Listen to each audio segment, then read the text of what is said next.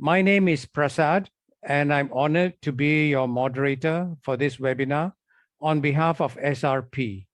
Thank you all for being here and supporting the SRP's knowledge building and knowledge sharing activities. This webinar focuses on understanding the globalization of Hindu nationalism, a very current topic with potential repercussions all around the diasporic world. It is organized by the Studies in Interreligious Relations in Plural Societies program, or SRP, at the S. Rajaratnam School of International Studies, located within the Nanyang Technological University in Singapore. In the context of a multi-year research project titled Hindutva, Hindu Nationalism, and its implication for multicultural societies. Now, Singapore is obviously a multi-ethnic, multi-religious, and multilingual society, and is reputed to have the highest diversity of religious practices in a single country, according to Pew Research. Therefore, this topic of Hindu nationalism or Hindutva and its presence in diasporic Hindu communities all over the world is of great importance and relevance, not only in Singapore, but in plural and diverse societies all over the world. One important aspect of Hindu nationalism's rise is its ties to Hindu diasporic communities. Many overseas and online-based Hindutva-aligned organizations have emerged to offer financial and moral support for Hindu nationalism broadly. This reality has transformed the Hindutva movement from an originally domestic movement into a global one. Especially in the United States and Britain, we can see, although these organizations may seem to be loosely connected, but they often retain similar organizational links with more domestic Hindu nationalist organizations. Now, any assertiveness or exclusivity by any one religious group usually results in pushback by other religions and a corresponding rise in assertiveness by other religious groups.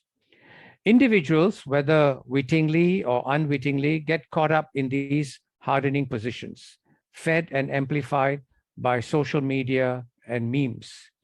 Given such connections and resemblances, the assertive and exclusivist beliefs associated with the Hindutva can have concerning consequences for religiously diverse societies, especially when they percolate through members of the Hindu diaspora. The cohesiveness of plural societies, which are based on a high degree of religious harmony and tolerance, is put under stress. In this light, this webinar will examine the following questions. What are the different networks of Hindutva-aligned groups based online or overseas? Where do they fit into the bigger picture of Hindu nationalism?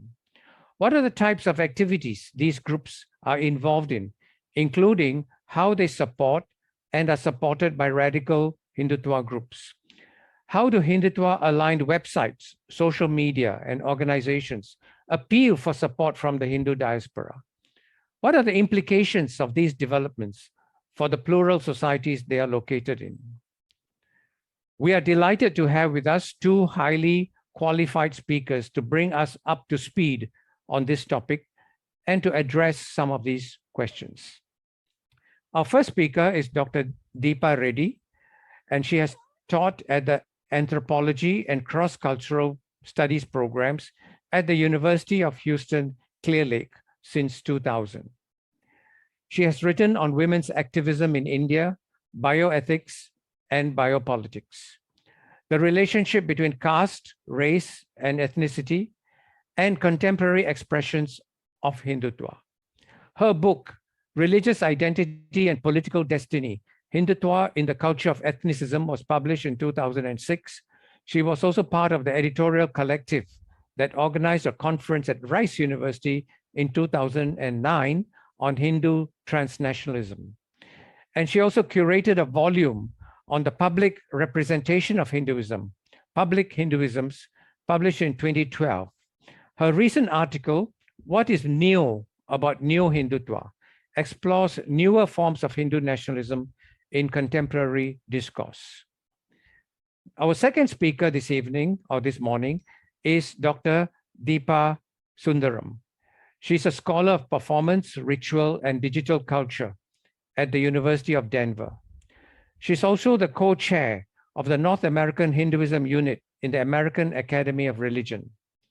Her research examines the formation of Hindu virtual religious publics, online platforms, social media apps, and emerging technologies such as virtual reality and artificial intelligence.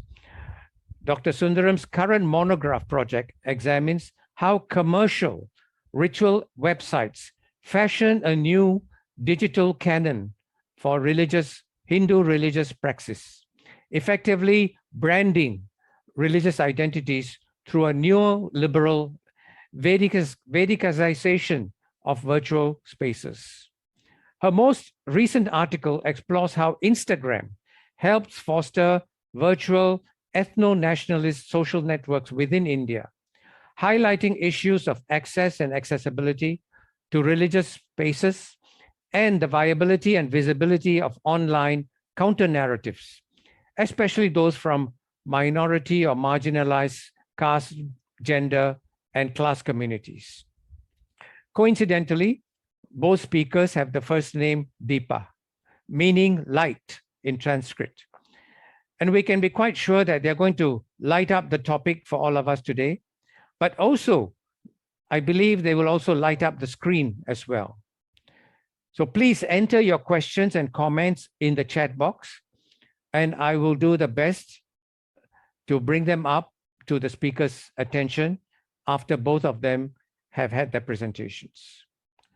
So it gives me great pleasure to invite our first speaker, Dr. Deepa Reddy, to speak and address us. Deepa, please. Hi, can you all hear me? Yes. Okay, let me just share my screen.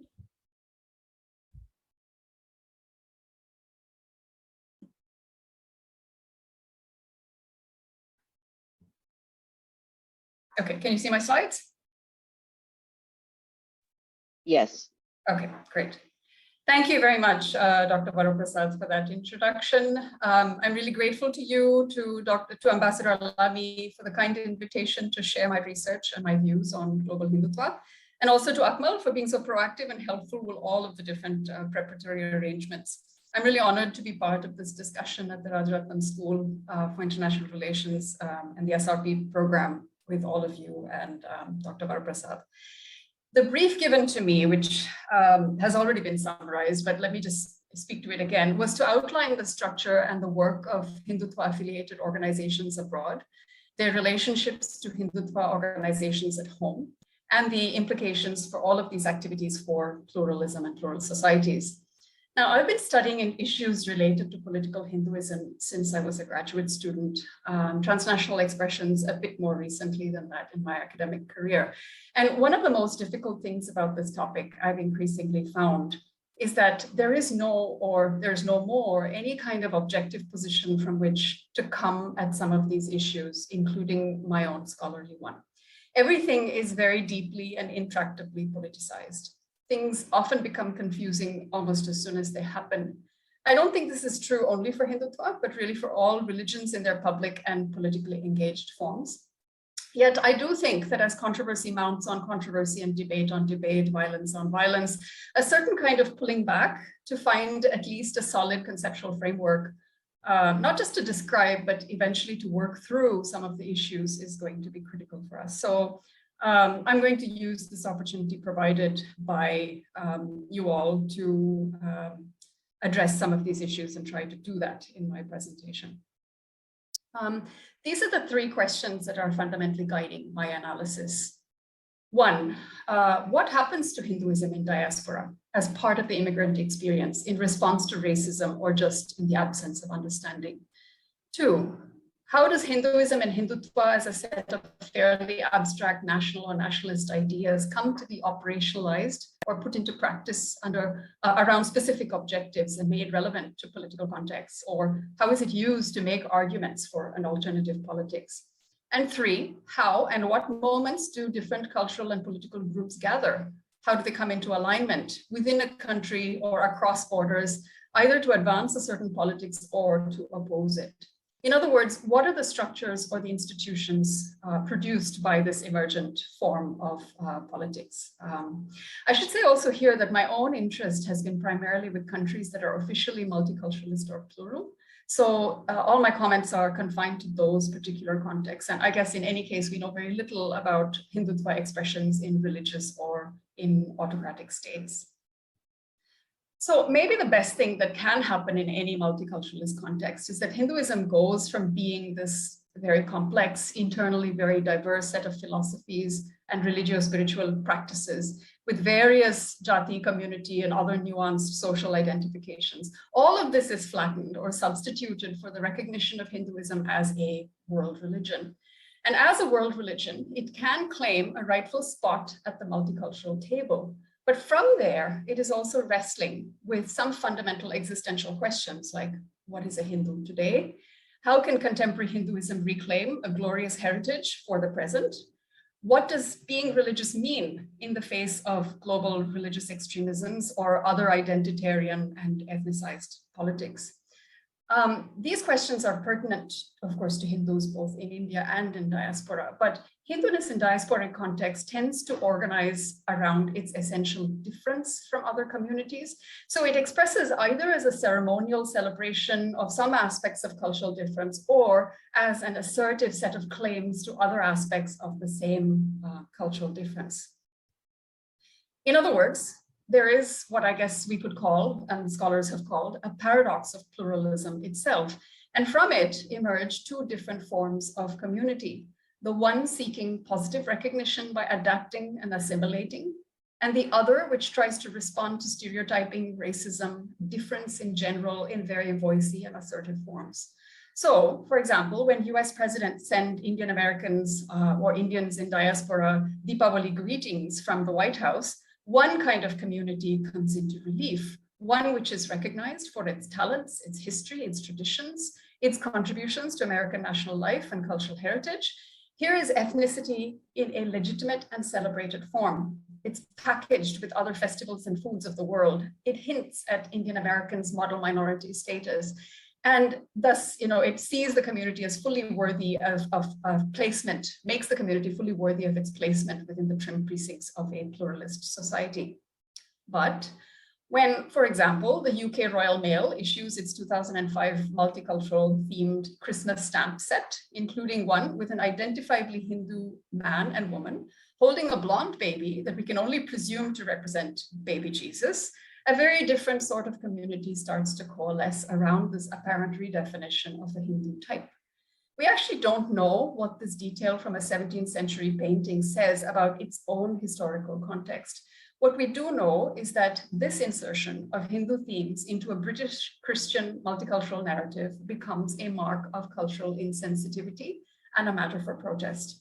So both of these forms are about expressing cultural difference in multiculturalist contexts. Both are embedded in diasporic Hinduism. Both are interlinked. And both really distinguish diasporic Hindu forms in some measure from Hindu praxis in India. From the late 1990s onwards, there has been a distinct increase in protests against such misrepresentations, cultural appropriations, the belittling, the undermining, the mocking, or the outright caricaturing of Hinduism in US and UK popular media. The community that gathers around these is one that simply wants a more honorable representation of Hinduism in the public sphere. In response, the space and the specific mechanisms to air those grievances about misrepresentations and to call for corrections is one that is legitimately opened up by the state. Jewish and Islamic groups have long used these mechanisms to modulate their own public representations. Hindus in diaspora start to assert their right to do the same. It's these spaces to air grievances and these questions about the representation of this community that are exactly where the imbrications of Hindutva with more strident ethnic rhetoric becomes evident. The benign Hinduness that invariably marks diasporic identity begins to mesh with a more politically voicey Hindutva, much more concerned with regulating and disciplining public representations of Hinduism. And incidentally, this particular ad that's on this slide was protested by the ISKCON movement in the UK, and they sued over it and they won. So things start to change even more when the attention shifts away from complaints about commercial media representations to areas that are a lot more substantial and a lot more sticky. The California textbook controversy of 2005 and 6 is a clear turning point. The California State Educational Board has a process for textbook revision and calling for community participation in that process. In 2005, Hindu groups protested the inaccurate and sometimes cheeky depictions of Hinduism in its social science and history textbooks. They proposed revisions, and these revisions might have gone through, but for the fact that scholars and others who represented the Indian left, progressive, and other secular politics, etc., got together. They charged the Hindu groups and the parents' organizations that were leading the call for revision with the misrepresentation of history along Hindutva ideological lines. In other words, they were saying, it's not just the textbooks that are misrepresenting things, it's the Hindus who are misrepresenting things too. This is not just revision, this is revisionism. The textbook issue then became sort of cause célèbre almost overnight. So a process of petitioning the multiculturalist state opened out into a fairly acrimonious debate within the Indian, not just the Hindu, but the Indian diasporic community over how its own history should be written and how it should be taught. The positions taken by scholars and the community started to echo a little bit the debates over textbook revisions that happened in the late 1990s and early 2000s in India when the BJP was in office, which had largely split Indians along political lines, although otherwise the two episodes were quite distinctly different. But anyway, not only does the debate turn internal, it also turns on scholars in the academy, both in the US and in India. If scholars assert research expertise, the community asserts experiential lived expertise. And here is where the lay critiques with various degrees of sophistication of colonial scholarship and its legacies in India start to meld with political Hinduism's push to a kind of reclamation of voice and history. Epistemology and knowledge production are really what are at stake here. The claim is that practitioners or actual Hindus are routinely sidelined over scholars who are not only not Hindu, but also espouse completely alien and alienating modes of analysis. We don't recognize ourselves in the book you wrote about us, is just a simple way of saying it. I'll come back to that point in just a second, but I want to look first at the groups that were involved in the textbook controversy. And when we look through that list, we realize that there are Hindu groups, including a parents' association, petitioning for certain edits. And then there are the scholars who signed a joint protest letter, plus a diverse array of a whole range of other groups protesting the edits. There are a couple of points to make about this. One, this could well be read as a list of ethnic lobbies and interest groups in the United States, each one representing a constituency and a set of political positions, each with its own set of grievances, each asserting its authority in some unique way to meet its own specific ends. Two, such alliances find common cause over issues like textbook revision. They are naturally strategic, issue-based, and they are more or less impermanent alliances. Relations between the different groups are more or less fragile. Three, the fact that these groups could come together is a sign of actually not just one, but many globalizations. So it's not just Hindutva, but there is also Hindu Sanskrit studies, which has, of course, for long been directed mostly by Western institutions. There's caste and Dalit politics, whose ascendance into global spaces was catapulted by the 2001 World Conference Against Racism. I've written about that elsewhere. There's Tamil Dravidian politics, there's Sikh separatist Khalistani politics, and so on. So what we call transnational Hindutva really exists in this whole force field of ethnic and cultural assertions and counter-assertions, which play out in a space that is opened out by the California state. Incidentally, there's a similar debate that happens over the 2016-17 California textbook revisions, but there, almost as a fallout of the earlier controversy, Hindu groups are working with a group of academics known as Scholars for People, and they are then debating the edits with another group of scholars that gather under the organization name is South Asia Faculty Group, or SAFG. So the debate turns actually even further inwards, with charges of Hindutva bias being levied between academics themselves. There was another challenge that was already mounting in the background of all of this, of the first textbook controversy, over Hinduism studies in the US Academy. Scholarly works by Paul Courtright, Jeff Greipels, the Sanskrit scholar Wendy Doniger, Sheldon Pollock, and others had already become focal points for community outrage. This charge was led largely by Rajiv Malhotra of the Infinity Foundation, who was once called the philosopher-in-chief of Internet Hindutva, and Asim Shukla of the Hindu American Foundation. And a good part of the complaint was about the analytical use of psychoanalysis to treat Hindu saints, deities, history in general. Many found the approach to be disgusting, distasteful, if not downright offensive, and just plain ill-suited to understanding religions, particularly of the East. Part of the issue was, of course, just acknowledging that Hinduism scholarship has long been produced by biased and flawed colonial and Orientalist scholarship, and in general by non-Hindus. Now the natives were waking up to the crudity of it all, and they were wanting to reclaim their own representations in history. It all played out, somewhat unfortunately, as a kind of extended flogging that was overblown by social media, and it opened the doors to a lot of trolling and harassment. And so if the analytical approaches had been a bit crude to start, there was also some very excessively crude community behavior as well. But the core issue remained. Scholarship was being read a lot like popular media, not necessarily accurate, not unbiased in its representations, and in need of much revision. And in need also of more consciousness of its audience, which, theoretically at least, could now sit up and read and understand it all.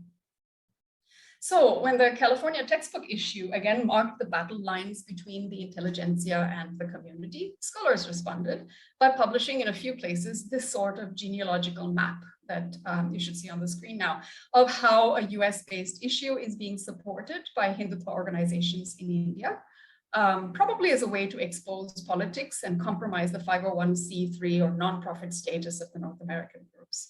The map tries to use genealogical linkages to the Sangh Parivar, or the family of Hindutva organizations in India, and to violence, etc., to produce legal, moral, and ethical indictments. But not only do organizations in diaspora have their own autonomy and accountability in their own local contexts, not only are these associations not always as clear or as stable as they are made out to be, alliances over issues like these on both sides of the fence, I think, are issue-based. I don't think we can always make the assumption that they are entirely principle-driven. The work of alliance building can be extremely opportunistic, dependent on political circumstances and desired outcomes, or if it's not opportunistic, then invariably strategic. So rather than seeing these linkages as indictment-worthy certitudes, I think it's probably more accurate to regard them as pointing out the selective affinities which bring groups into alignment. The maps may point to relationships, but what relationships? How far is their reach? What is their impact? How permanent are they? All of this remains quite unclear. Aside from the genealogical mapping that's used as a mode of critique, two other kinds of responses seem to emerge. First, there's this increased impulsion to separate Hinduism from Hindutva in discourse, organizations, and educational resources. And there's this sort of rallying of scholars and other like-minded members of the intelligentsia to counter what gets called global Hindutva. The furor over the 2021 Dismantling Global Hindutva conference was significant, but I think Dr. Sundaram may be addressing it, so I won't dwell on it, except to say two things. One, the conference was seen as a general attack on Hinduism, demonstrating, of course, the difficulty of, in fact, separating Hinduism from Hindutva. And the Hindutva groups that rallied in opposition were also quite a range. There was the VHP America, the Vishwa Hindu Parishad America, the Coalition of Hindus in North America, the Hindu American Foundation, along with public intellectuals, members of the government in the US and India, religious sects, and others, all the way down to trolls and ghouls. The word Hindumisya, or hatred for Hindus, was used a fair bit in this context. Second, Scholars and others supporting the conference or participating in it became quite clearly themselves an outraged community. Both conference and the protests made it very clear that all participants in this space were both potentially wronged and potential provocateurs. The conference thus quickly became yet another point on what is by now a fairly endless and almost predictable cycle of provocation and outrage. The problem, of course, with being so embedded or invested in politics of one kind or the other is that we as scholars tend to miss so much else that is going on. Many reports have tried to definitively link the charity or humanitarian fundraising work of organizations in the US and the UK to the Sangh Parivar politics in India. But one of the key things that such approaches miss is that political alliances actually open out spaces of affinity, not necessarily strong identity. There is a certain loose way in which affinities or associations or even proximities are treated in a lot of our public discourse as tight identities. And I think we need to be a little cautious of that, especially because there's a lot to show that that's not quite the case. So, for example, the HSS, which is the Hindu Swayamsevak Sangh, it's the sort of foreign counterpart, both in the UK and in the US, of the RSS, or the Rashtriya Swayamsevak Sangh. Which is largely considered the parent organization of the Sangh Parivar here in India.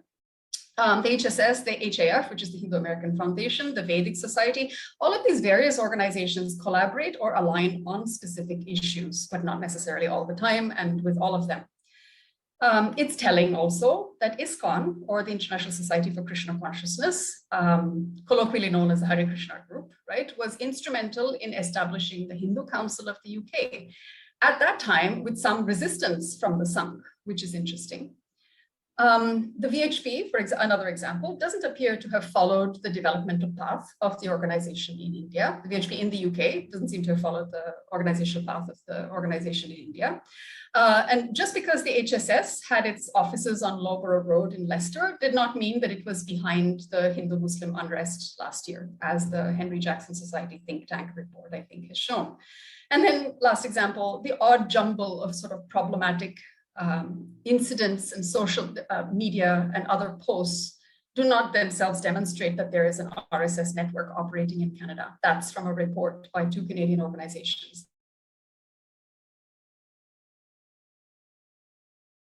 I'd like to fall back on Edward Simpson's 2 important questions that he asks in the context of the Kutch earthquake relief work. Way back in 2001, but they're relevant because they're relevant in transnational contexts as well. One is, how are we to understand the relationship between the Sangh Parivar and the host of religious organizations that carry out work in its shadow? And 2, how are we to classify those Vaishnava sects whose fundamental religious principles strongly resemble the basis of Hindutva agenda, for whom there was a groundswell of support? I think a greater appreciation for the ambiguity of these linkages may be necessary to properly characterize how and what Hindutva emerges in any context as a result.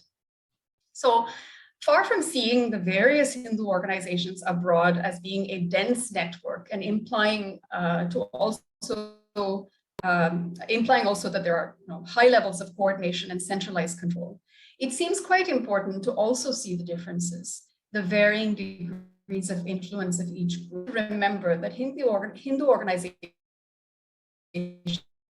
abroad are as much concerned with being good citizens as with some degree of ecumenism, expressed as, for example, seva or sangathan, or service, culture, tradition, and community, as with feeling pride in their own cultural and religious uniqueness, and with taking part in community events, including going to see the Prime Minister when he visits, if that happens.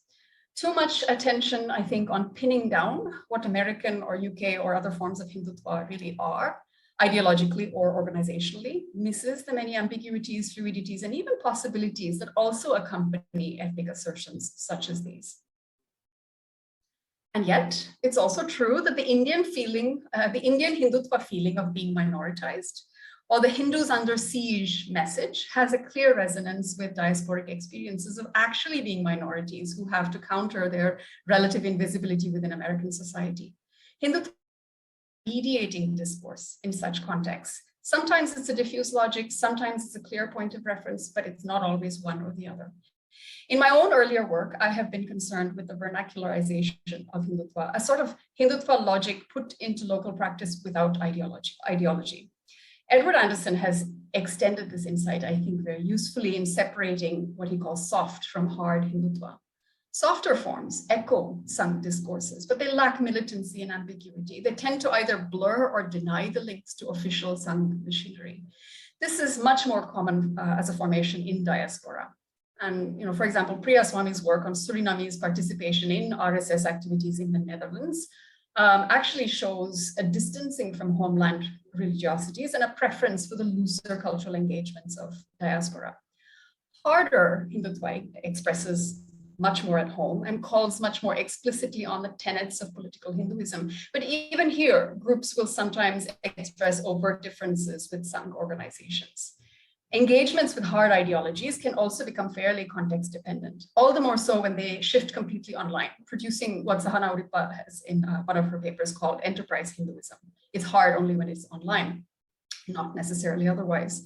The point is that vernacularization produces multiple forms of Hindutva far beyond institutional margins and variability alongside it.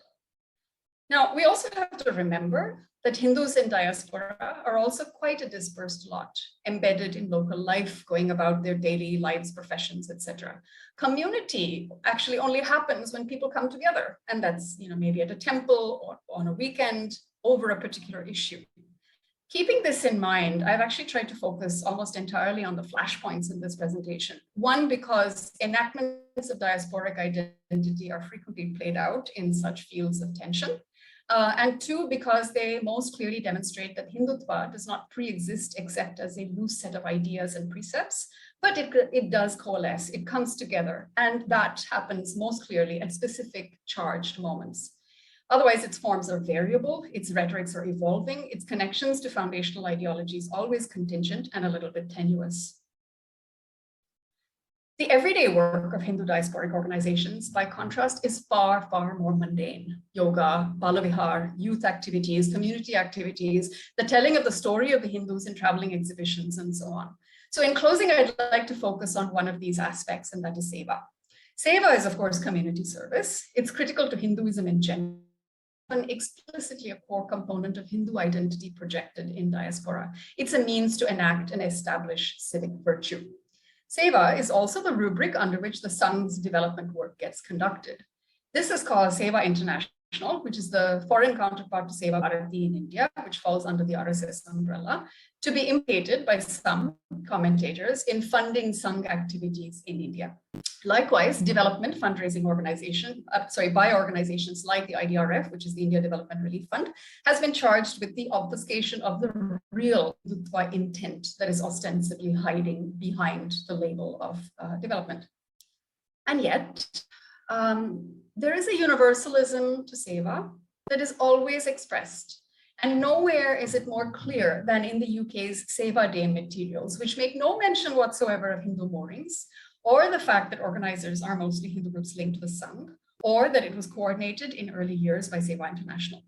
In the UK context, this articulation of Seva is even emptied of religion and linked much more to faith, which is seen as much more inclusive. And it was at its inception explicitly linked to the UK government's big society social regeneration initiatives.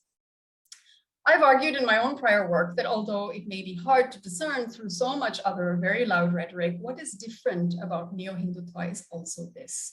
It is a seeking frameworks like Seva or even yoga that can be stripped of doctrinal content and theological content so as to become more widely accessible to all. This is not marketing, it's not packaging, it's not a ruse, but this is a way of remaining rooted via Hindu precepts, but removing exclusivity and finding out a legitimate way to be Hindu in the modern world. Indeed, Seva activities in diaspora may focus on Hindu needs, but they are by no means exclusive in that. Rather, they are a way to remain associated with India, to demonstrate devotion, and to establish civic virtue, all of those. Seva in this sense is only intermittently and ambiguously Hindu. It's not really cosmopolitan, although it can be that, I suppose, at some moments. as much as it can turn into being more definitively Hindu at others.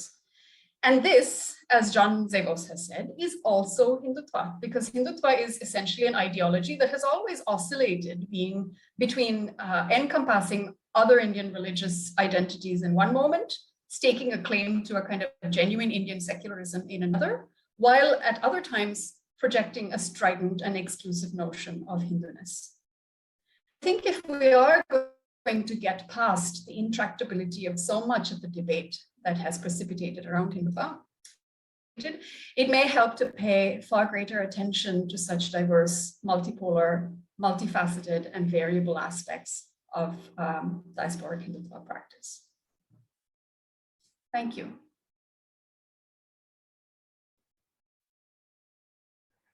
Thank you very much, Deepa. You've raised some very interesting points and observations, and I'll bring them up during our conversation and dialogue later. But you've really made a very comprehensive survey of diasporic politics, and interestingly, the issue of seva, which is apolitical. Can I now invite Dr. Deepa Sundaram to come on board and give her presentation, and then we'll take all the questions together. Deepa? Thank you. Thank you so much for having me and for organizing this really important conversation. And I'm really honored to be here, much like Dr. Reddy had said. And I really appreciate Dr. Reddy setting up many of the sort of cultural themes that I'm going to be drawing on without sort of forcing me to reinvent the wheel, so to speak. That was an excellent introduction. So I'm going to be pulling on some of the threads that Dr. Reddy introduced to us. And I really appreciate the discussion on seva. I think there's overlap, even though I don't really talk about it. My presentation is going to be thinking of, and I'm just going to go ahead and start my slideshow here. My presentation is going to be thinking about sort of not only Hindutva and its global partners, but specifically how Hindu nationalist groups around the world, and I'm focused mainly on the US and Canada, and I'll talk a little bit about the UK, but I also could have discussed places like New Zealand and Australia that have become quite prominent in this discussion, and thinking about the ways in which they negotiate and leverage both anti-racist frameworks and other social justice frameworks, as well as less what we would call supremacist discourses, such as white nationalism, to sort of produce this narrative of global Hindu vulnerability, which I think is really important to the broader Hindutva project. So let me go ahead and advance here. Before I begin, I want to just give a brief land acknowledgement. I recognize that the University of Denver sits on the unceded ancestral lands of the Cheyenne, Ute, and Arapaho people, the indigenous people in this region of the United States. And I want to make sure that we acknowledge that, because their land was stolen through a systemic genocide of these nations. And I also think it's really important for me to talk a little bit about where I come from. So I'm, as a dominant caste South Asian American from a Hindu background, I am cisgendered, I'm able-bodied, I hold an assistant professorship at a prominent institution in the US. I hold several privileges, including those of class, caste, and profession. And I also navigate the challenges of being a brown person, a brown woman, and the daughter of immigrants in predominantly white spaces. So my talk is going to be focused on sort of three things. And the first is what I'm going to call Hindutva hate campaigns. And I could have chosen from a number of these that are transnational, but I chose these three. One of them is, the diasporic support for the abrogation of Article 370 in Kashmir in 2019. I'm not going to spend too much time on the CAA and NRC protests and farm bills, mainly because of our limited time today, but those would be other examples. I'm going to spend most of my time on Kashmir. the Dismantling Global Hindutva conference that Dr. Reddy mentioned briefly, which I was personally involved with, so I can speak to that a little bit more. And opposition to universities and cities adding caste to anti-discrimination policies here in the US and Canada in particular. I'm also going to talk a little bit about the use of anti-racism and anti-racist frameworks and decolonization to censor critics. And for this, I'm going to give an example of sort of harassment of academics for critiques of anything to do with the current regime in India and or their treatment of religious minorities. Any discussions of caste, we see a lot of harassment that comes out of this that uses particular frameworks that I'm hoping to draw attention to today. And then finally, I'm going to give a couple of examples of what I call leveraging white supremacy. One of which is, of course, the UK incident with the violence in Leicester, which has very interesting direct ties to white nationalism in the aftermath, and also a more recent incident that happened in August of 2022 in the US, in which we had bulldozers being featured in Indian Independence Day parades.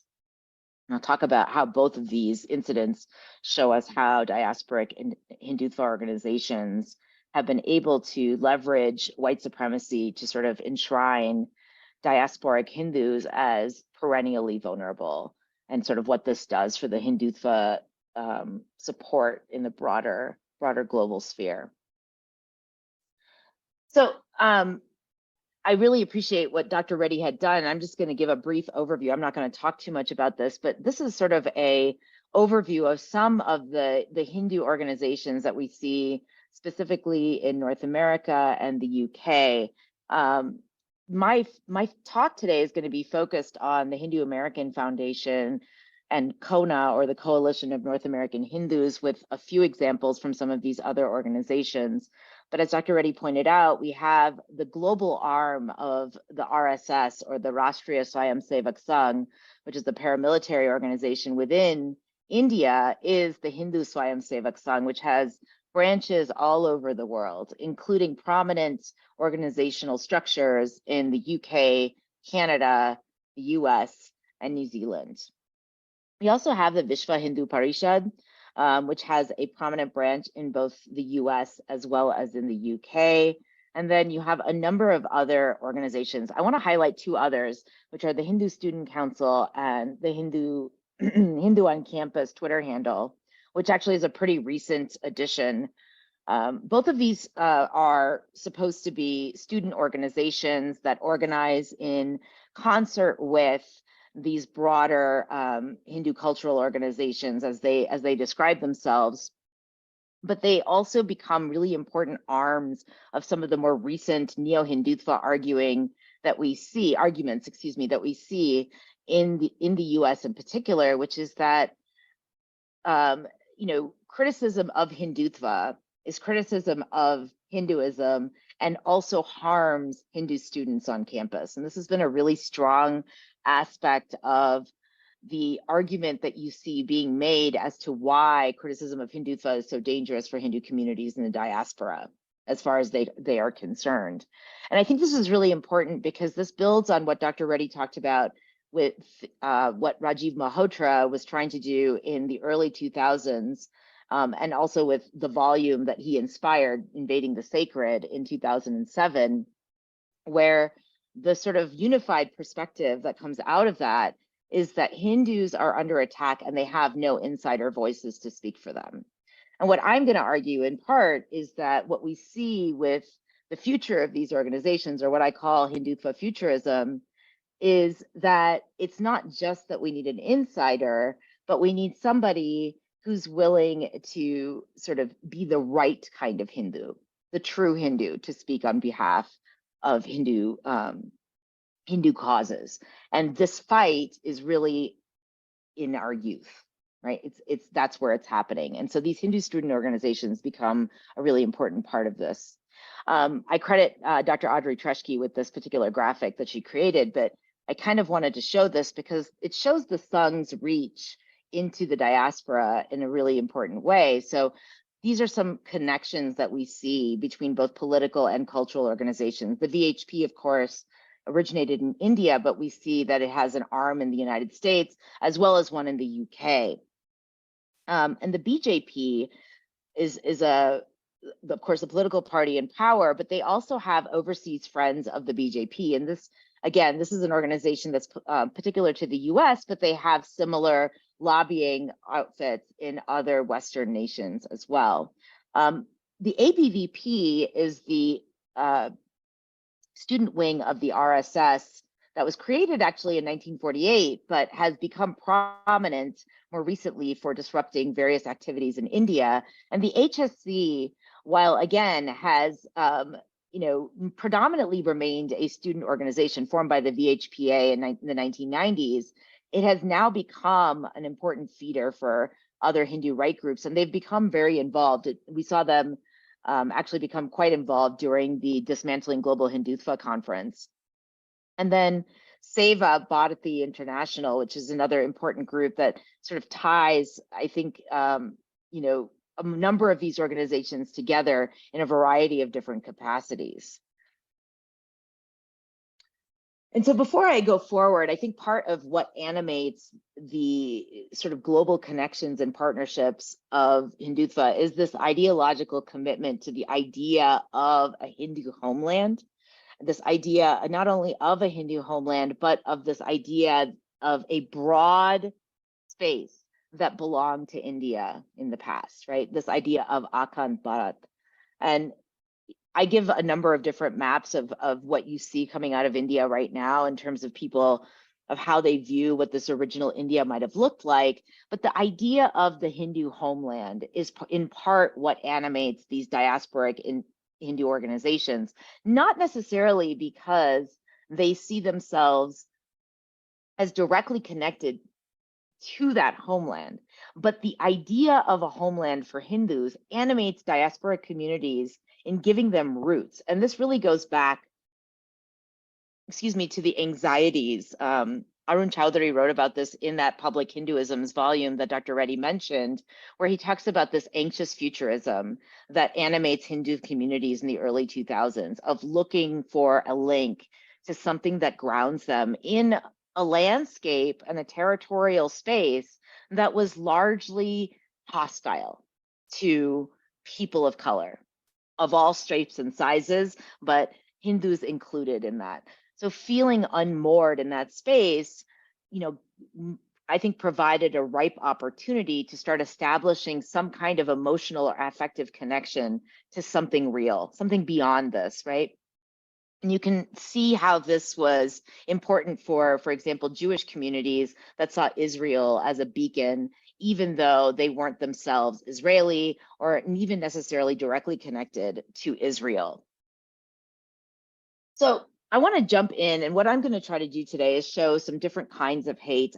As Dr. Prasad mentioned, my work is primarily in the digital space, but I'm going to show both digital and analog sort of incidents of hate. And what I'm going to try to do is connect them for you.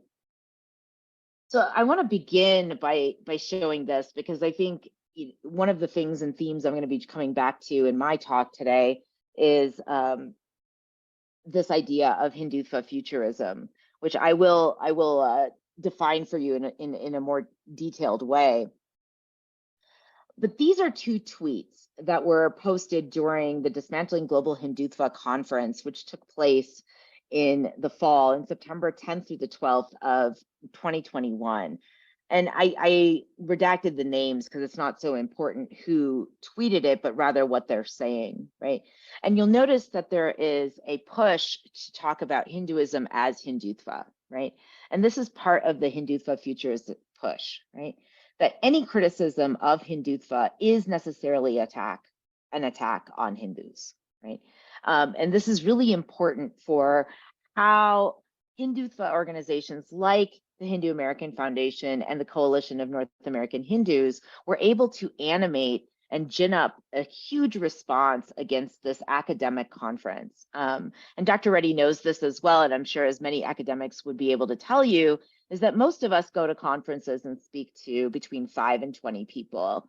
But this particular conference, even though it was billed as an academic event, really irked many diasporic as well as India-based Hindutva organizations, and ended up ginning a global response to the conference itself. And so I'll talk more about that here in a minute.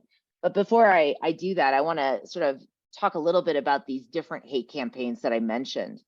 One of the earliest spaces that we started to see, I mean, after 2014, we start to see many, many more Hindutva accounts in the diaspora, and we see more support from organizations that claim to be nonpartisan, like the Hindu American Foundation and the Coalition of North American Hindus, which is actually a more recent organization, start to show support for the Indian government's policies. But as these policies became more and more draconian, especially towards Muslims, and sort of engaged not only in rhetoric, but in policy decisions that were ostracizing of minoritized religious communities, and were engaging in violent activities towards caste oppressed communities like Dalit communities, we start to see a shift in how these Hindu organizations purport to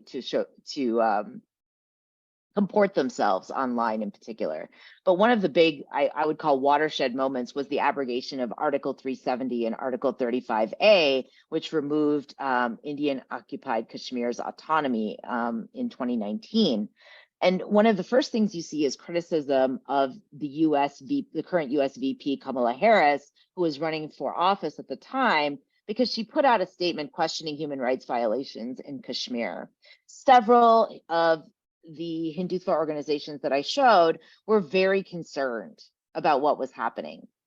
And they, in fact, after Harris was elected, many folks said, yes, we're happy to see a woman who is half Indian, right, or of Indian descent, become VP, but we really question her views on India.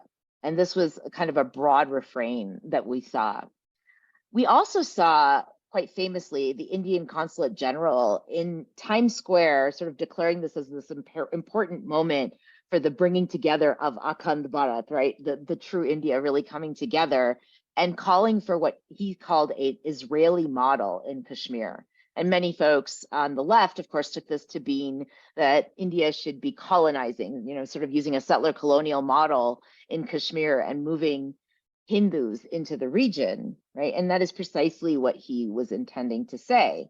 And he also went on to say, by the way, in this particular speech, that it was really important that, unlike Israel, that India keep up the push and that they would be very successful in being able to move Hindus back into the region of Kashmir. And the HAF, along with several other Kashmiri pundit organizations, suggested that they wrote a letter actually to the Human Rights Commission, which was holding hearings on human rights violations, including, as many of you are probably aware, of the shutdown of the internet for over a year in Kashmir during this period. They wrote a letter, suggested that conditions were much, much better after the removal of Articles 370. They made statements such as domestic violence laws being implemented. They argued that gay and lesbian communities were being protected now, and suggesting that all of these measures were not in place before, right? And they specifically made the claim, which seems somewhat difficult to understand, that shutting down telecommunications in Kashmir was actually to save civilian lives, right? And so the other thing that happened here is that we see this, right? Vice President Kamala Harris and Kashmir. So this is taken from an India Today article shortly after the nomination of Harris, right? And so you'll notice that some of these comments that are being made here, right, are specifically about her so-called pro-Pakistani relationship. And this is a really important statement, and that's because one of the things that we see from Hindutva organizations in the US and the UK and in Canada, but again, my focus is on the HAF and Kona, is this idea that Pakistan is the real enemy right, of the US. And Pakistan is the real sort of, where we should be focused all of our energy, where we should be focusing all of our energy. And this is really important because this sort of animates this idea that we see coming out of India. This is one of those transnational connections, that Pakistan is the boogeyman, it's a terrorist country, and that we need to make sure that we focus our energy on Pakistan. Very little attention is paid to atrocities within India. That doesn't mean they're never discussed, but what we see is more often than not, as we saw with the Hindu American Foundation statement on Kashmir, that Pakistan would be seen as responsible for all of the violence that happened in Kashmir, right? And so you also see here a discussion of the fact that people were concerned that she's not aware of the atrocities against Kashmiri Hindus, and that she has aligned herself with Pakistan, right? Indian Americans aren't going to vote for a pro-Pakistani person, right? And all of this rhetoric here. I want to point out one other thing here, and that is how she calls herself Black. This statement right here in the middle. This sort of hints at a broader other part of the diaspora community, the Hindu community, that is often leveraged by Hindutva groups, which is the anti-Blackness that often finds expression in not only South Asian diaspora communities, but many different Asian diaspora communities, right? So you start to see this as being opposed to the Indian side, right? The fact that she's also Black means that she somehow is less Indian. So I want to now shift gears to talk a little bit more about the Dismantling Global Hindutva Conference. And all of these events are, the connection between them is that they become transnational, right? They show our relationship between the Hindutva organizations in the US and their connection to the broader global sphere and connections of Hindutva. This conference was, again, an academic conference, but it ended up garnering, it was online, it garnered some 30,000 views on YouTube, and it was televised by 2 different Indian online TV networks. The HAF and the Coalition for North American Hindus, or CONA, instituted a massive letter writing campaign to crash servers at institutions that supported the conference. They also were part of trolling online of speakers and activists that were part of the conference, and in some cases, people that weren't involved in the conference, like my colleague, Dr. Audrey Treschke, who had nothing to do with the conference, but was regularly sort of labeled as both a speaker and an organizer of this particular event. There were threats that were sent to many on social media, email to universities against scholars, journalists, and activists participating in the conference.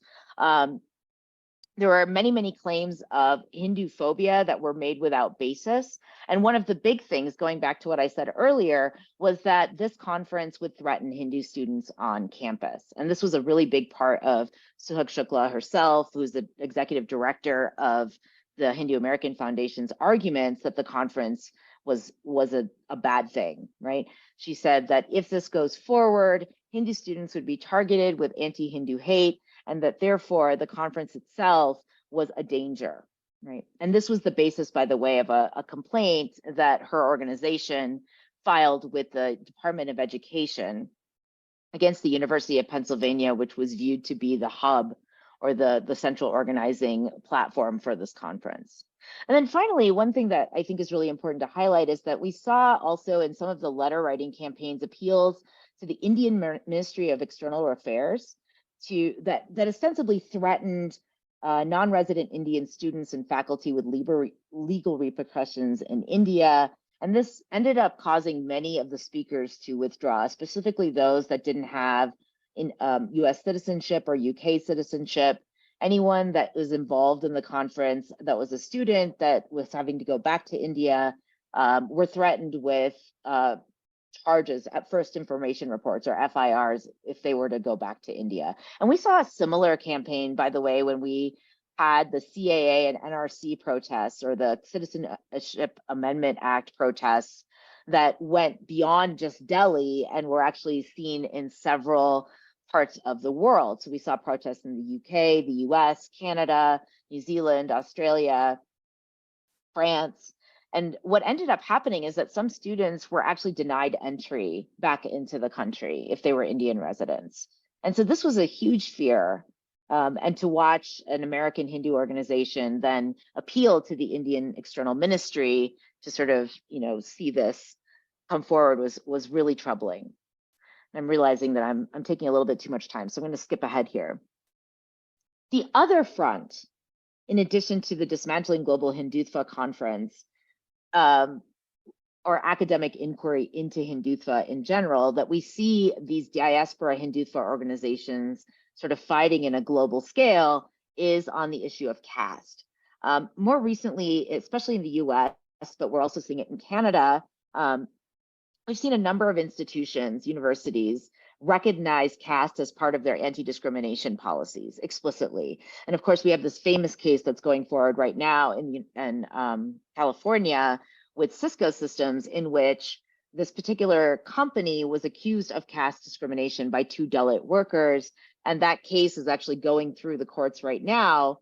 The Hindu American Foundation, as well as KONA and the HSS, have all filed amicus briefs, or basically, supporting briefs for the opposition, and saying that we cannot recognize caste because it would be discriminatory to Hindus.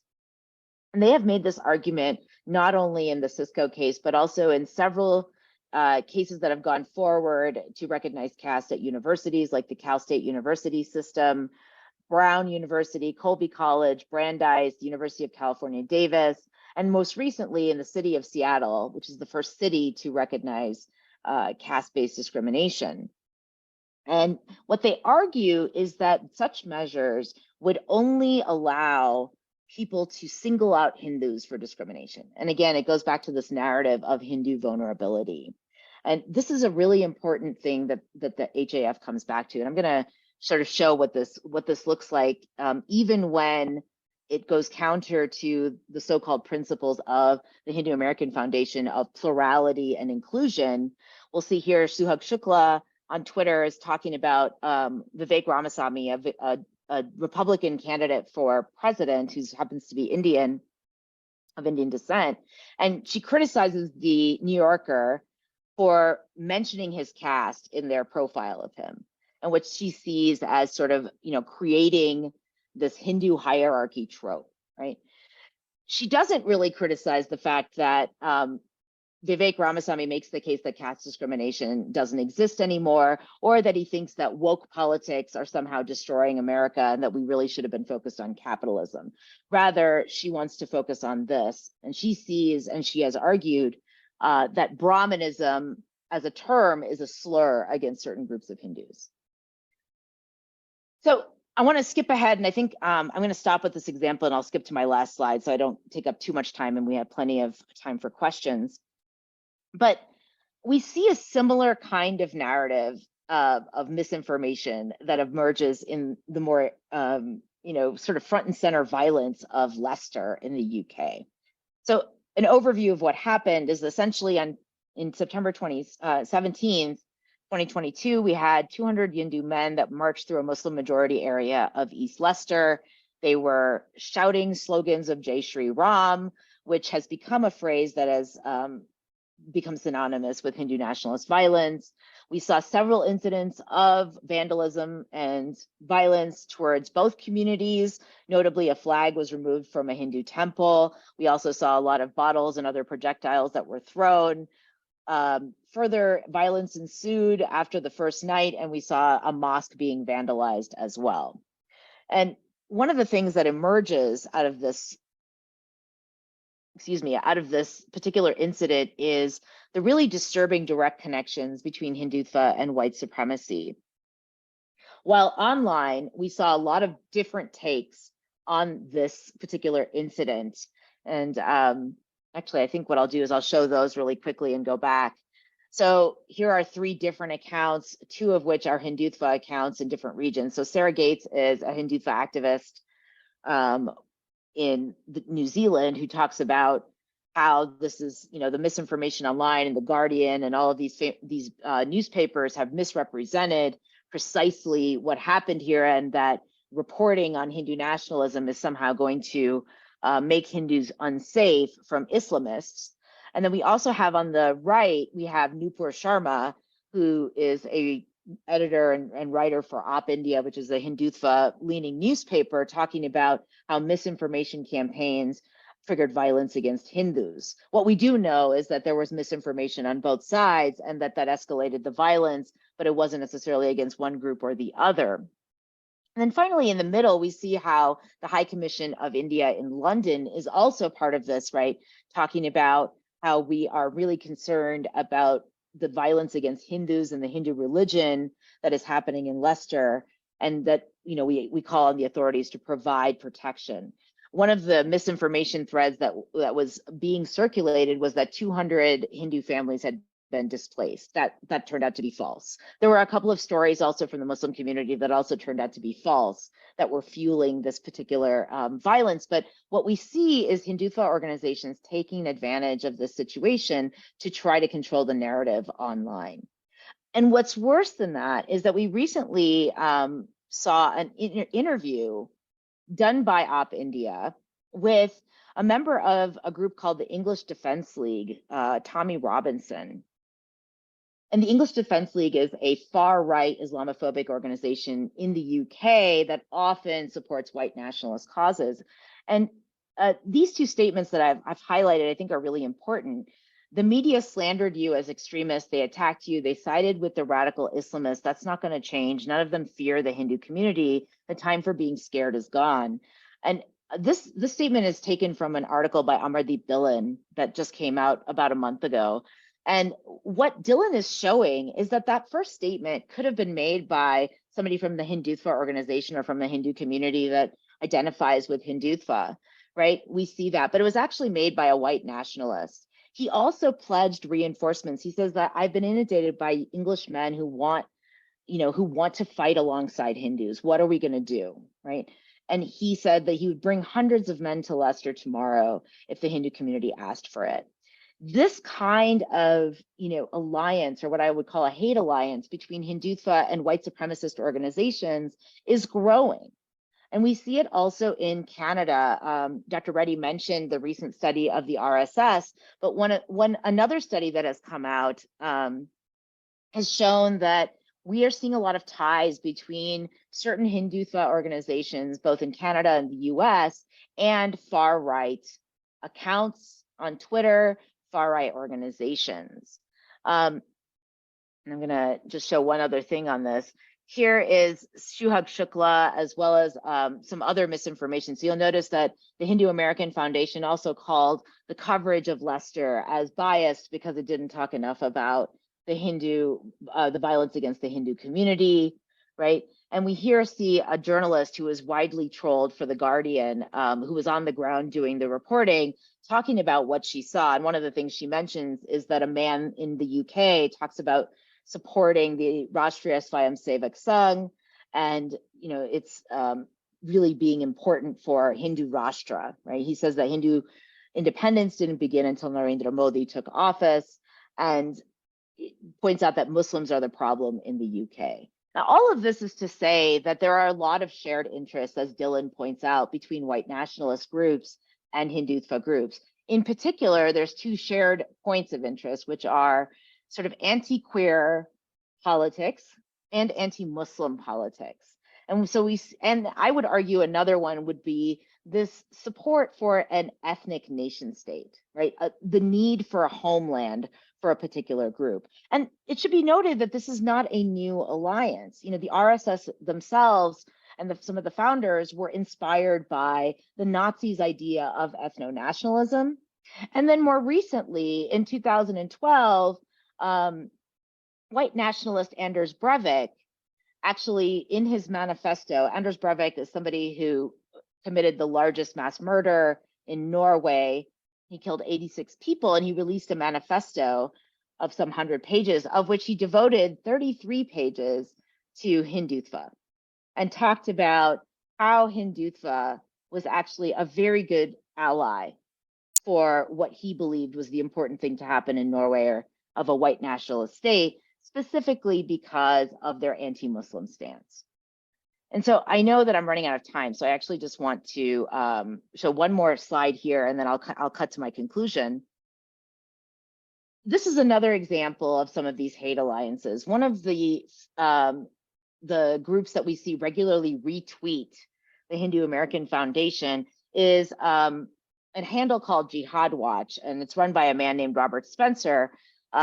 Robert Spencer is a white nationalist, but he is primarily known for writing books that are Islamophobic.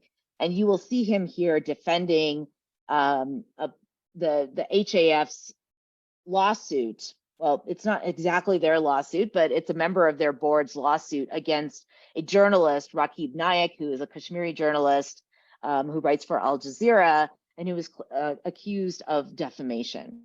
So here you see Robert Spencer sharing that particular tweet. We've also seen the Hindu American Foundation retweet conspiracy theories from Robert Spencer. So this kind of shows how this network is working, not only in very concrete organizational ways on the ground, but we're also seeing it in the diaspora, in the online space. So I'm gonna just cut to my last slide here. So these are some more of these kinds of things. I want to talk a little bit about this idea of Hindutva futurism, which is a term I've coined to try to think about how diaspora organizations remain connected with not only their own vision of Hindu activism, but also this new India that has emerged under Narendra Modi. Not that Hindutva is a new ideology, but the way that it's been deployed politically under Modi has sort of taken on a new tenor. And I use this term to conceptualize how Hindu nationalists particularly co-opt and pervert liberatory language, such as those deriving from decolonial and discursive frameworks and anti-racist models of restorative justice and political commitments. And, you know, I will actually just go back quickly. One of the things that we saw during the DGH conference was the argument that Hindu students would be harmed, but the way the argument was framed was very similar to arguments that were made by groups, for example, combating Islamophobia, groups combating anti-Black racism, groups combating anti-Asian racism in the US, right? So they wanted the committee for the conference to address the harm, put in remedies that would make Hindu students feel safe. And they essentially argued that any critique of Hindutva was essentially a violent act like racism. So to go back to my conclusion here, this kind of futurism essentially negotiates a fraught contested space that Dr. Reddy, I think, highlighted really well, which is between Hindutva ideology's deliberate flattening of historical diversity of Hinduism, but also the discursive authority of the academy to shape and construct new identities, right? The only true person to speak for Hindus are Hindus, right? The academy is always going to have a secondary authoritative role. And then finally, it's important to note that this idea of Hindutva futurism is not a monolith, right? Some groups use the term to connect to anti-racist educational initiatives and what they term something like Breaking India forces. So people like Vivek Ramasamy and Rajiv Malhotra would argue that anti-racist framing is not actually helpful, and that these kinds of ideologies, when they're exported to India, are problematic. And they specifically use this to argue against measures protecting marginalized caste communities, for example. Others, like the HAF, want to think about manipulating anti-racist frameworks and ideas of decolonization to defend casteism and Islamophobia in ways that would argue that defending those particular ideas is actually protecting Hindu vulnerability, protecting a minoritized community in the global sphere. And so we're seeing, for example, the defense of as decolonial so-called Indic-centered histories that position Hindus as the only rightful inhabitants of the Indian subcontinent. And essentially what we see with this kind of movement is the leveraging of the kinds of Hindutva discourses that are coming out of India, but doing it in such a way that it is able to take advantage of Hindus' minoritized status in places like the US, the UK, and Canada. So they're able to say that Hindus are victims of anti-Hindu hate, and by doing so, they efface casteism, Islamophobia, and anti-Black racism within South Asian diasporic Hindu communities. I'll stop there. I'm sure I can say a lot more. Thank you so much.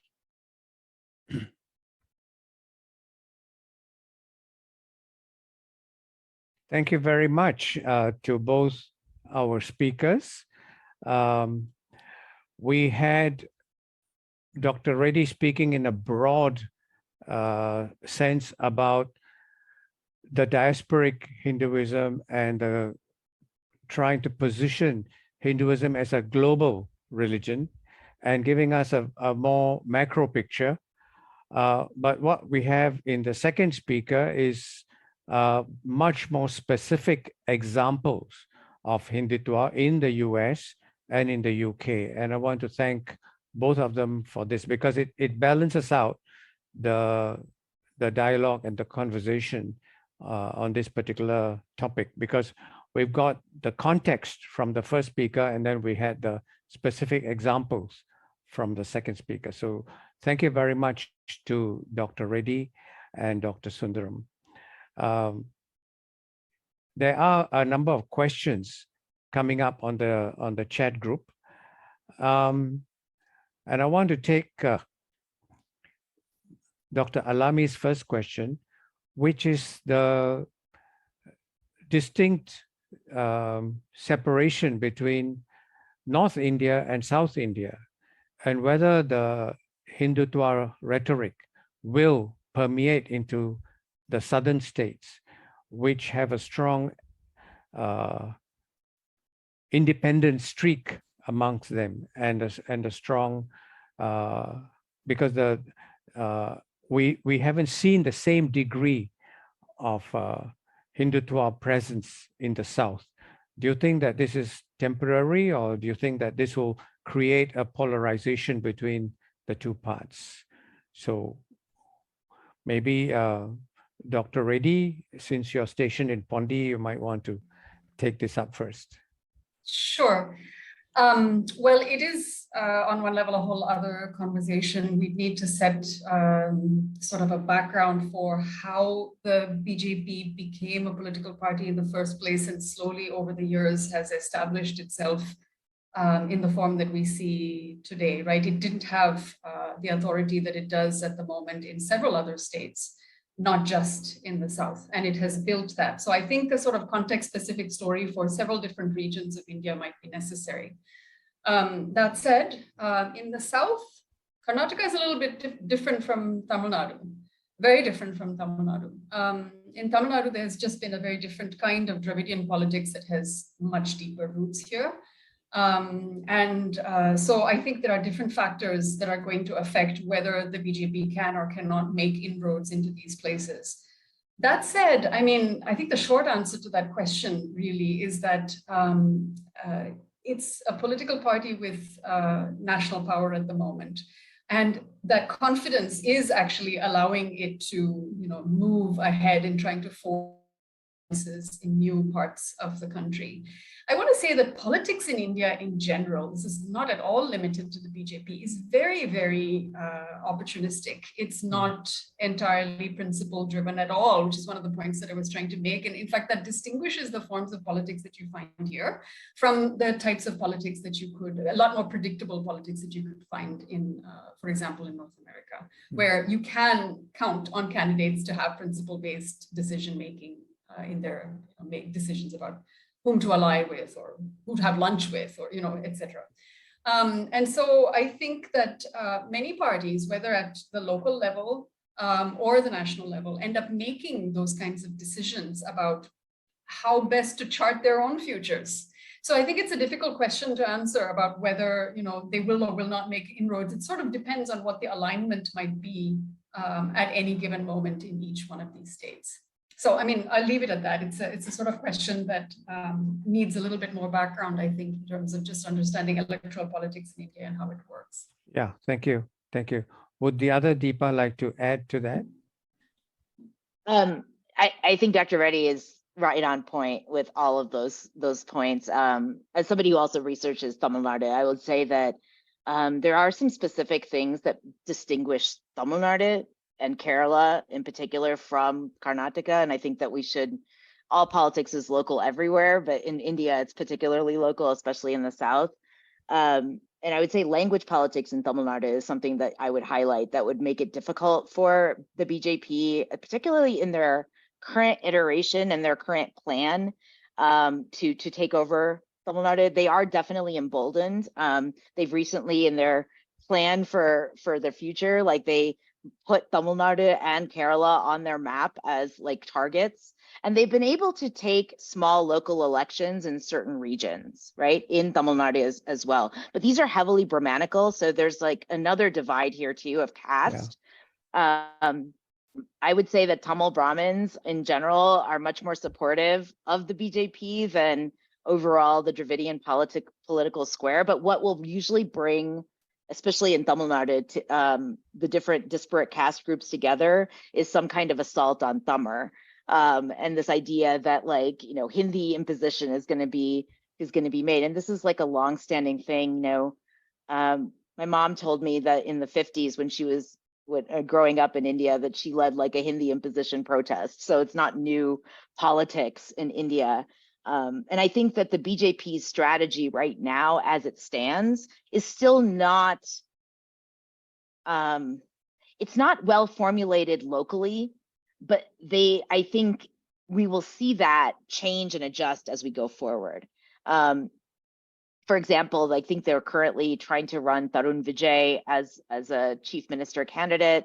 And this is a guy who sort of made some racist remarks about South Indians. And so there are still some north-south issues, I think, that are at play in particular.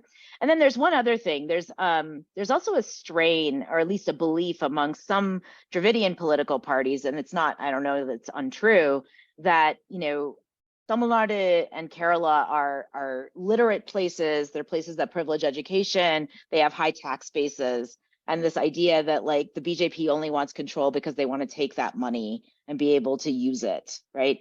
And this does rankle, I think, again, with a broad swath that kind of cuts across some of these other ideological, you know, positions. And so, again, I would have to agree with what Dr. Reddy said. I think we'll have to wait and see, and we would need more context. But I do think there's certain differences in those particular states that we didn't see in Karnataka.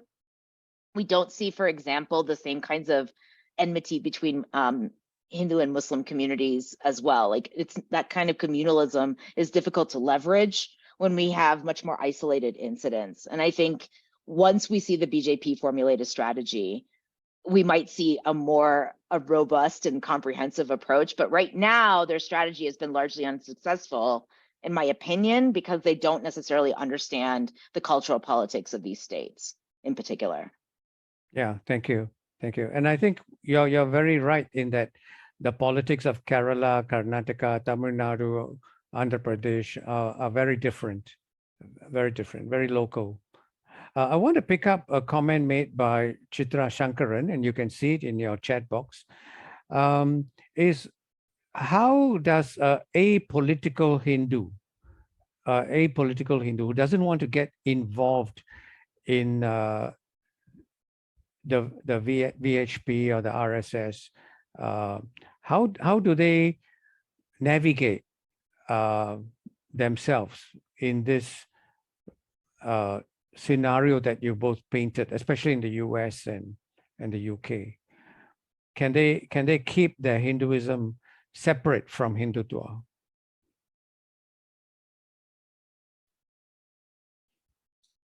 So I mean, oh no, go ahead, Dr. Reddy. Oh, I was just going to say, okay, I'll quickly say that I have a colleague who made this statement during the Dismantling Global Hindutva conference in her presentation, and she was also a contributor to that Public Hinduism's volume. But she said, you know, not all Hinduism is Hindutva, but there can be no Hindutva without Hinduism. And to me, that's the crux of it. So it's not that I'm also somebody that says there is no such thing as being apolitical, but and that's usually a marker of privilege. of your positionality. But I would also say that like there are organizations that are trying to be focused on Hindu cultural issues with an eye to a more progressive stance. And I would point to one, which is Hindus for Human Rights, that's run by Sunita Vishwanath and Raju Rajagopal, which has really focused on US issues that are important to Hindus in that diasporic context. Things like fighting against anti-Black racism, fighting against Islamophobia, supporting any kind of progressive stance that is about pluralism. And they have also, for example, called out violence against Hindus. They've called out violence against Muslims, right? Their whole stance as an organization is to be this faith-based group that's supporting minoritized communities. And I think that's where we're seeing a coalition of the so-called apolitical Hindus and folks that don't want to be associated with Hindutva. So I'll stop there. Dr. Reddy? Yeah, sure. So I think you brought up the points that I was going to bring up, or at least some of them anyway. And so I think one of the important things that has happened, we see, is that Hindus sort of distinguishing themselves from other more overt and what they see as more extreme forms of politics. And so the Hindus for Human Rights is and aligning yourself with that group, or wanting academically or theoretically to be able to distinguish what Hinduism is and what Hindutva is another sort of response to that. But I want to say also that there are actually a lot of people who don't get involved in the debate at all, right? I mean, we overtly see all of the outpourings that happen on the news, blogs, social media, public conversations, and so on. But there are a lot of people who actually keep quiet. And I don't know that that's necessarily, a statement about their non-alignment, so to speak. But I think it is definitely a strategy that is out there that some people simply use to steer clear of the politics, because they don't like really any position that is being demarcated within it. Yeah, they may be quiet, but they are still subject to all the social media influencing that takes place, and they're just not necessarily reacting to it, but deep inside, I'm sure their minds are processing it. Yeah, they're processing it in some way and putting it into effect at a personal level, perhaps. In a different way. Yeah. So I want to, if I could just add one point to that, I think Dr. Reddy is absolutely right. But I would also add that most Indians, especially those that are connected to India in some way, that are in the diaspora, they're also going to be inundated with WhatsApp messages and Telegram messages from families and things like that. So they're also sort of in a different cultural and sociopolitical space that quite often many of them will disengage with, right? Because they're going to be in those spaces. But there's another sort of network that it's difficult to show here, that is also sort of influencing how they may or may not engage. Which brings us nicely to a question by Nurita, which you can see on the chat box, which is, how can people living in the diaspora try to ameliorate the growing friction between communities? I think you pointed out as Seva is one, where you can embed and put your roots into the community. But the diasporic communities are not homogeneous. I mean, they see the misunderstanding of Hinduism, because Hinduism is still an exotic religion in the places that they have settled down. And they need to set things right. But at the same time, they don't want to get involved in the Islamophobic ideas or the anti-Christian ideas. So the question is whether there are certain factors that they can use to moderate or ameliorate this Hindutva worldview. And we'll take that as the last question, because we're running out of time. Sure. So very quick answer.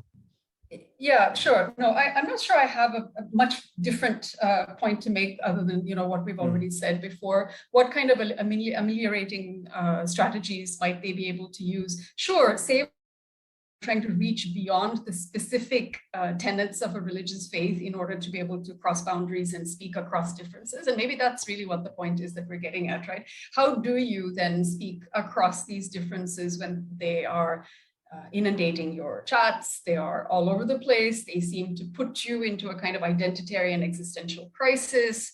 What exactly do you do? And I mean, some part of me wants to say that many people actually participate in like interfaith activities, and they call seva an interfaith activity precisely to be able to remain Hindu within that particular kind of context. So there are several of these sorts of strategies which really allow people to extend themselves across these different religious boundaries. I want to add also there that, I mean, I think it's really important that we also just try to understand the other perspective. I find that happening a lot in places with exactly this interfaith dialogue types of organizations and events that get organized, that they are explicitly trying to find some sort of common ground. That common ground could be food. That common ground could be tree planting, that common ground could be seva, the common ground could be music, that common ground could be environment. I mean, there are a whole bunch of different areas in which people, I think, seek out ways to be able to understand others. And others who are not necessarily always identified, or aligned with the positions that we might hold dear. Thank you. Thank you very much. I would just add to that we also see the same kinds of alliances across, like, for example, social justice movements. So you'll see a lot of, like, for example, especially on student campuses, which is, I mean, on university campuses, student groups like Hindu groups that are aligning themselves with Black Lives Matter. They're aligning themselves with AAPI movements, right? So this is a place where you're starting to see other ways that people see seva, but not only that, but also see their faith. Like, so Hindus that see themselves as pluralist will maybe say, yeah, and I've got to fight against discrimination in every space. And so you see a lot of that kind of space, particularly in the diaspora, where largely South Asian communities identify with progressive politics, even still. And that's still the case, right? So they're going to find ways to maybe connect with those kinds of movements. And we've seen that, by the way, there is evidence to show that that has borne out in electoral politics in places like the US. Well, we've run out of time. So thank you very, very much to both of you, Deepa Sundaram and Deepa Reddy. It's been a wonderful discussion. Both your presentations were excellent, and they complemented each other very well. I'm just happy to say that in Singapore, we have a very strong interfaith movement, even down to the grassroots and the municipality level. So this is a very encouraging sign. There's a lot of seva going on. So thank you very much. On behalf of SRP, I want to thank the audience for staying on quite late. It's 10 p.m. in Singapore. And with that, I thank both the speakers, and have a great day and a great week ahead. Thank you very much. Thank you very much for having both of us. Thank you. Thank you so much for having us.